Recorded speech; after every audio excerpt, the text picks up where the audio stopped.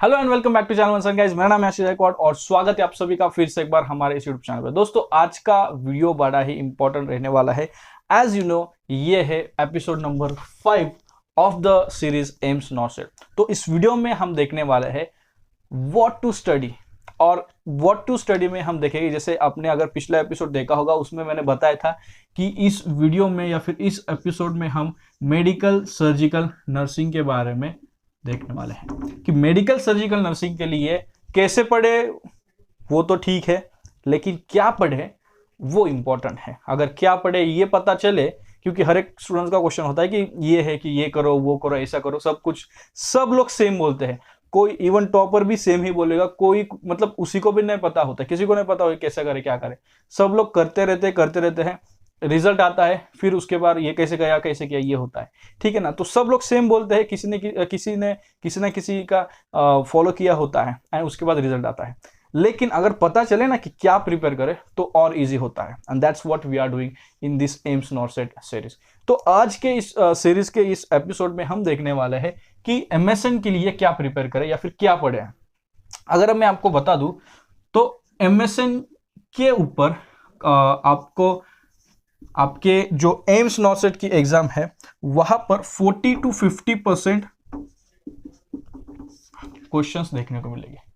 सी 180 marks का question paper है, मतलब 180 मार्क्स नर्सिंग सब्जेक्ट्स को है। तो उसमें से 40 to 50% जो क्वेश्चंस है वो एमएसएन के ऊपर आएंगे। तो now you know maximum focus आपको कौन से सब्जेक्ट को देना है।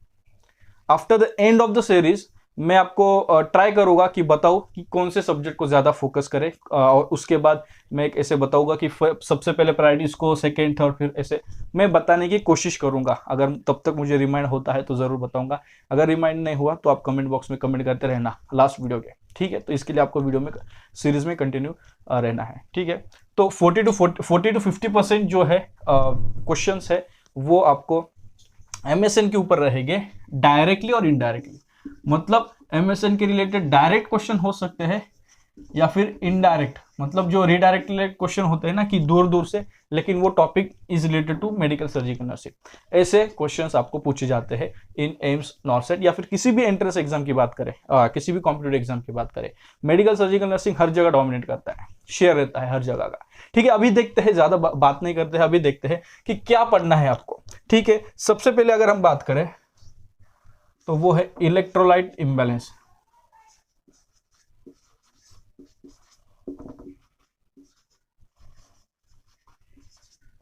इलेक्ट्रोलाइट इम्बैलेंस के बारे में आपको पढ़ना है।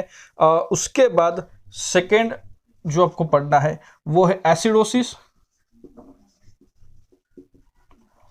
एंड अल्कालोसिस,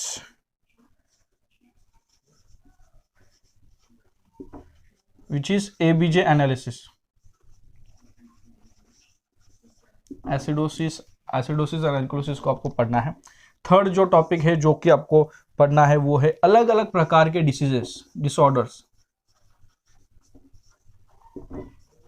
अब डिफरेंट डिसीजेस में क्या है, आपको हर एक डिसीज का नाम पता होना चाहिए और वो डिसीज में होता क्या है वो पता होना चाहिए, कॉज क्या है वो होना चाहिए, कॉजेटिव एजेंट क्या है वो पता होना चाहिए, and max to max treatment में आप क्या करोगे वो पता होना चाहिए, ठीक है। बेसिक जानकारी तो आपके पास होनी चाहिए इन जनरल, ठीक है। तो डिफरेंट डिसीजेस को आपको अलग अलग प्रकार के डिसीजन जो कि आपको मेडिकल सर्जिकल नर्सिंग में है वो आपको पढ़ने हैं, ठीक है। उसके बाद फोर्थ जो अगर हम देखें, फोर्थ जो टॉपिक आपको पढ़ना है वो इन डिसीजेस की पैथोफिजियोलॉजी।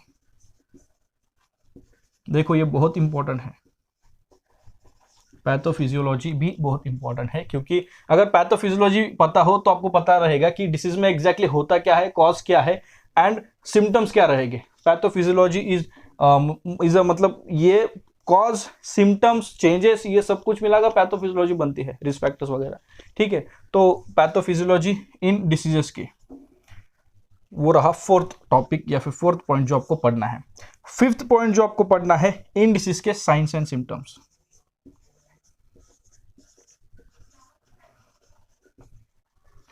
फॉर एग्जांपल क्वेश्चन पूछा जाएगा कि पर्टिकुलर सिम्टम्स आपको दिए जाएंगे, ये कौन से डिसीज में, आइडेंटिफाई द डिसऑर्डर, या फिर mister x is suffering from so and so, symptoms दिए जाएंगे एंड वहां से आपको पूछा जाएगा कि what is the disorder he is suffering from. तो ऐसे भी क्वेश्चन पूछा जा सकता है। सो या इसके लिए आपको साइंस और सिम्टम्स समझने जरूरी है। इसके अलावा अभी ये तो आप पढ़ लेते हो, ये तो मेडिकल सर्जिकल में है ही है जो कि आपको पढ़ना है। इसके अलावा ये भी दो चीजें हैं जो आपको पढ़ना है।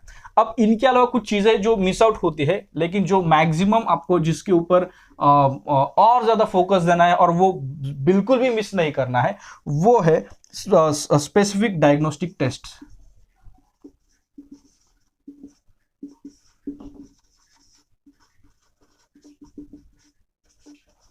कौन से डिसऑर्डर के लिए आप क्या टेस्ट करोगे to diagnose that particular disorder, वो आपको पता होना चाहिए। रेस्पिरेटरी डिसऑर्डर्स है तो रेस्पिरेटरी डिसऑर्डर्स के लिए आप डायग्नोसिस के लिए कौन सी टेस्ट सजेस्ट करते हो या फिर कौन सी टेस्ट सजेस्ट की जाती है, वो आपको अच्छे से स्टडी करना है, ठीक है। उसके अलावा pharmacological management,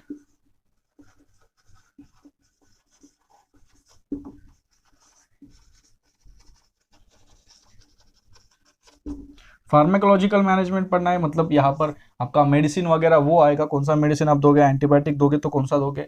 apart from that surgical management, कुछ डिसऑर्डर्स है जहाँ पर आपको सर्जिकल मैनेजमेंट के अलावा कोई ऑप्शन नहीं होता है, तो जो नर्सिंग मैनेजमेंट रहेगा, फार्माकोलॉजिकल मेडिकल मैनेजमेंट रहेगा, उसके बाद सर्जिकल मैनेजमेंट इज मस्ट। तो कौन से डिसऑर्डर्स में सर्जिकल मैनेजमेंट जरूरी होता है वो आपको पता होना चाहिए। सर्जिकल मैनेजमेंट के बाद है फिर आपका nursing diagnosis.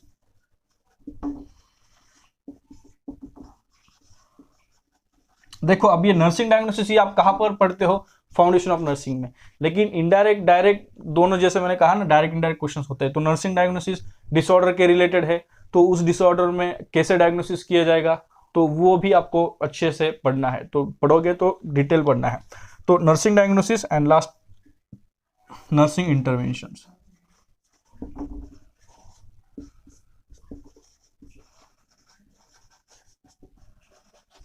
Nursing diagnosis and nursing intervention, तो ये चीजें है मेडिकल सर्जिकल नर्सिंग में जिसके ऊपर आपको मैक्सिमम टाइम देना है। कौन सी चीजें, फिर से एक बार आपके लिए मैं दोहराता हूं।